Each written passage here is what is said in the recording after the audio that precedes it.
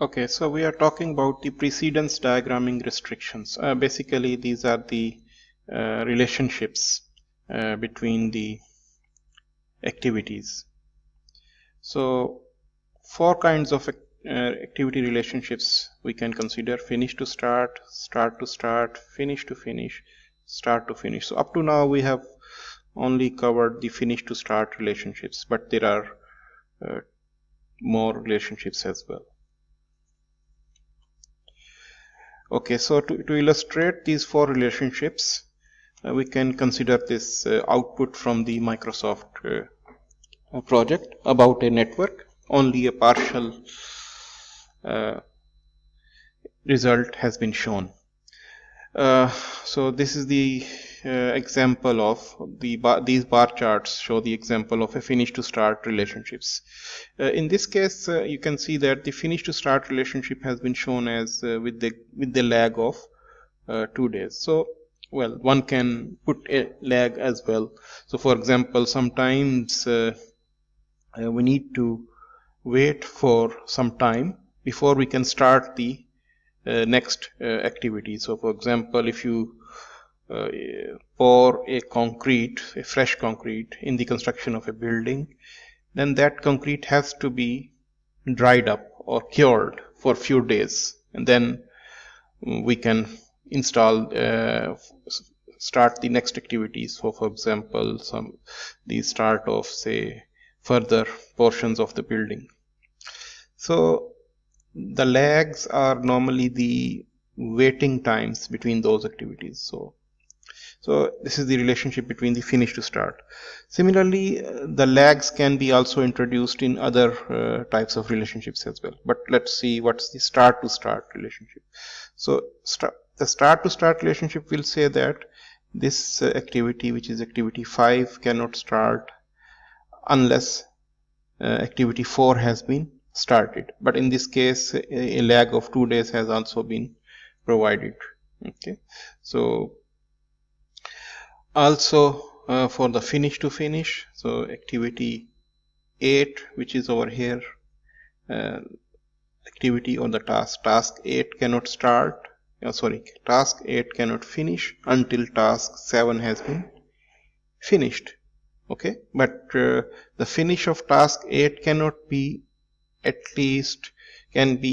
should be at least 1 day after the finish of task 7. Okay, and then there is this start to finish relationship. So activity 11 cannot finish until activity 10 has been started, and then activity cannot finish earlier than 7 days after the start of activity 10. So in this case, the start to finish relationship has been provided. Well, start to finish relationship is normally not very common. So most of the time we use the finish to start, start to start, and finish to finish relationships. Okay, next we will use this data to create a schedule in Microsoft project. So I have opened Microsoft project program over here. So I will open a blank file. So you will see the interface of Microsoft project. So for creating your project, you must have the data in front of you. So for example, I will be using this data. So I have this activity IDs, activity names, and 3 durations have been given, and their expected duration has been calculated. We will be using the expected duration in the Microsoft project. So let me enter data. So I will click this task name button, and the task name will start from the start activity, which is basically the starting milestone. A, B, C, D, E, F, G, H, I, J, and then I have the finish milestone. Remember that when I enter the task names, Microsoft automatically assign the task IDs. So task IDs are basically these row numbers here. Okay, next enter the duration. So start is the 0 because it is a starting milestone. A, B, C, D, for this we are going to enter the expected duration. We are going to use this. Okay, so I am going to enter this 20, 20, 10, 15, 10, 14, 4, 11, 18, 8, and then 0. As you can see over here, this view over here is the Gantt chart view. Okay, so I will come to this view later. Next step is to add the predecessor information. So predecessor information is also given here. So predecessor information I will enter under this column. So for the start there is no predecessors. For A there is a predecessor of 1. 1 is here. So 1 is belonging to 1 is related to the start. So if I enter 1 over here, it means that activity A starts from the finish of this preceding activity 1, which is basically the starting milestone. So all the others are like 1, 1, and then 2, and then for this activity E there are two predecessors, 3 and 4, so B and C. So but I will enter 3 and 4 over here, then also 3 and 4, 3 and 4, and actually I'm entering the data according to what we have. Also we have it in the table. So 4, 8, 9, and then 5, 6, and then 10, 11, and 7. Okay, so actually I already selected the option over here, but for the time being I can select this option, that auto schedule option. Okay, so I click over here and then I select the auto schedule option, and then activities will be automatically scheduled.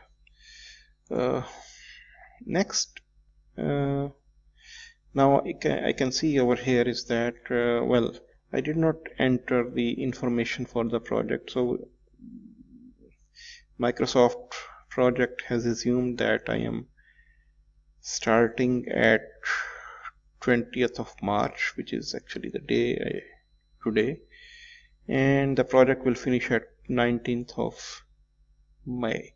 Okay, in this case I want the project to start on 18th of January next year. So for this I need to go to this project tab and then the project information, and here I can select the start date of my project. So 18th of January, I want to use 18th of January next year, 2021. 18th of January, I select it over here, and current date we keep like this, and then I click OK. Okay, so now if I am going to start at 18th of January next year, the project is going to complete on 17th of March 2021. One more thing I want to do is that here, if you will see in this Gantt chart, the project has a calendar which is a 5 days work calendar, which is the standard calendar in Microsoft project. I want that to use a 7 days calendar. That means there is no holiday. So for this, what I can do is I can, under this project tab, there will be this change working time, and for this change working time I will see that there is a calendar, okay, standard project calendar, and there are some other options. So what I want is that in the standard calendar, Saturday and Sundays are holidays. I want Saturdays and Sundays also as the working day. So for this I need to create a new calendar. So then for this I will click this create new calendar, and then I will set the name 7-day work, okay, per week. So this is the name of the new calendar, and this will be based on this standard project calendar, okay. So, and now this 7-day per week calendar is a copy of the standard calendar. So in order to change these Saturdays and Sundays as holidays, what I will do is that I will click this tag over here, work weeks, and this work week tab, then I will click details, and then under the details I will select all of these days, and then I will set the days, these specific working times. So the working times are 8 a.m. in the morning to 12 p.m. and then there is a break of 1 hour, then from 1 p.m. to 5 p.m. and in this way the calendar has been changed, and now you can see that all the days under the Saturday and Sundays are shown as white, which shows that these are the working days. So I click OK, and next step is that I need to apply this calendar. So I will go to the project information, and since up to now the calendar is standard has been applied, now I will select over here the 7-day work week calendar, and then I click OK. So now the new calendar has been applied, and then I can see that now since there is a 7 days work per week, so the project is going to finish on 1st of March over here, which is the same result as is there in your slide. So in your slides you can see that project is going to start on 18th of January and then is going to finish on 1st of March. Okay, now we can see another view of this.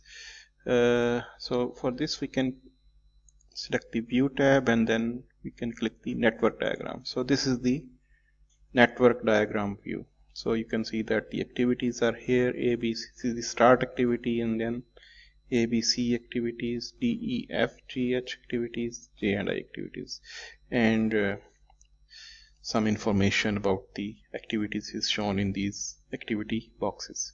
So this is the same view as is there in your slides. Okay, it's the same view.